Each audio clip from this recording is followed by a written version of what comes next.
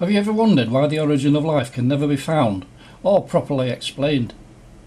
And I'm not talking about something complicated like self-replicating cells or natural selection.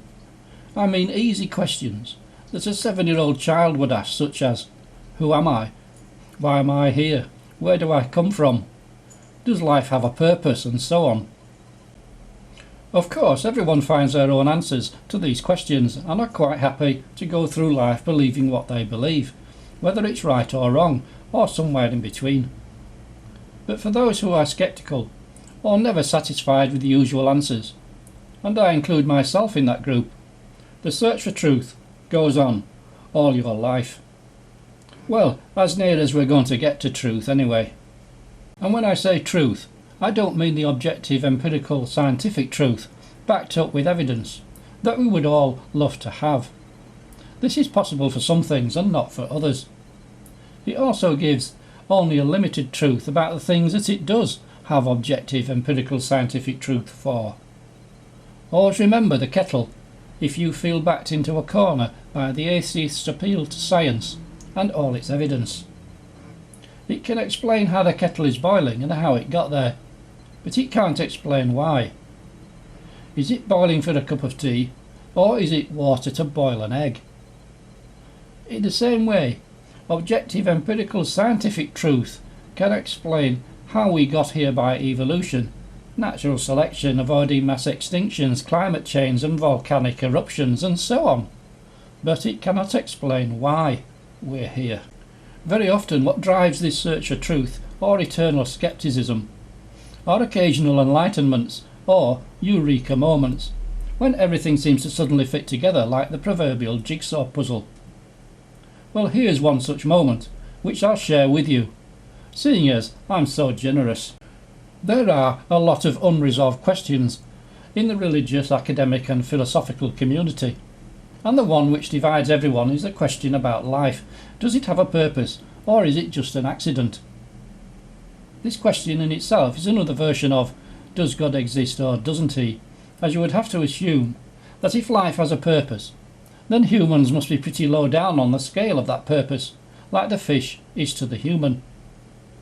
Well, we show very few signs of being high on the scale, that's for sure, given all the death, disease, famine, war, destruction, violence, cruelty, immorality, injustice, and the millions of children dying before they ever reach adulthood, to mention just a few.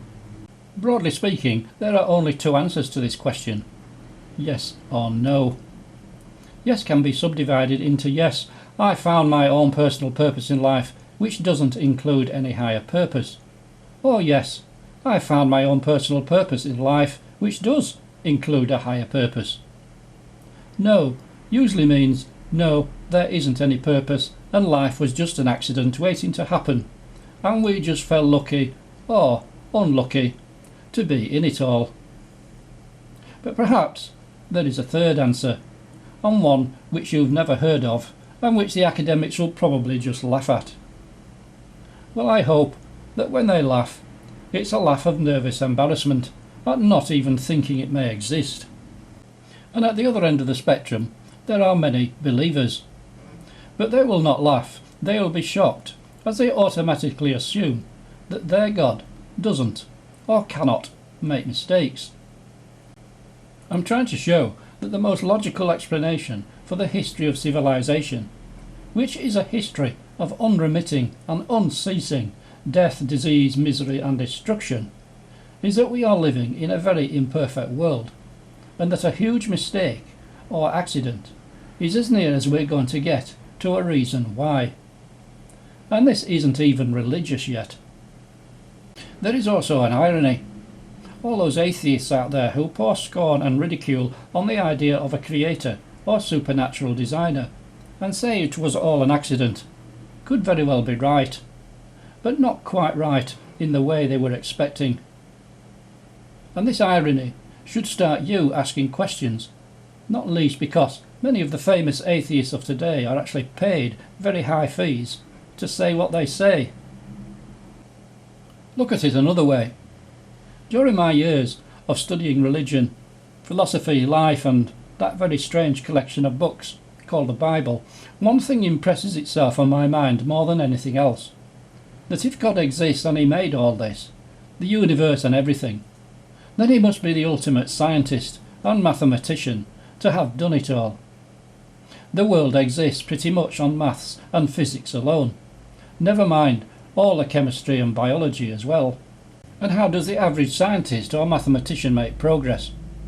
Obviously, by doing tons of research and occasionally discovering things. And how does he or she do that? By noticing things which don't fit the pattern of things which already exist. Where the scientist starts his or her day, puts on the familiar white coat, walks into the lab, and looks at whatever results he was expecting from the day before. Yes, everything checks out, and he's just about to turn away and start the task for the day when an alarm bell goes off in his head that something isn't quite right. He turns back to the overnight results again and checks to make sure. Yes, he was right. Something isn't quite right. Those humans do not fit the pattern at all. The natural world of earth, sea, sky, plants, animals, insects and birds are all getting on fine together, but humans seem to have developed into a state which can only be described as dangerous to themselves and everything else. For example, have you ever wondered why the Genesis God was in such a hurry to destroy everything as soon as he had created it all? Only 3 chapters of Genesis are between the creation and its destruction. Even if this represents millions of years of life, this was still tomorrow on the supernatural timescale. And have you ever wondered why he calls everything very good no less than 7 times, but doesn't mention humans? And then, after calling everything good, why is he sorry that he did it all? And why did he drown all the humans except Noah and his family, but go to great lengths to save the creatures in the natural world by ordering Noah to build a boat? Yes, I know all this didn't actually happen in the way it says it happened, but the metaphor or parable is just as important as reality when you're reading the Bible. And why is the rest of the Bible story from Genesis to Revelation a story that mankind has sinned, and sinned again, and needs saving? This is all very well if you're one of those people who automatically assume that everything is your fault, or the fault of humanity, which we have assumed for over 2,000 years as Christians. But what about God's responsibility in all this mess? And the last question is the question that everybody should ask but never does.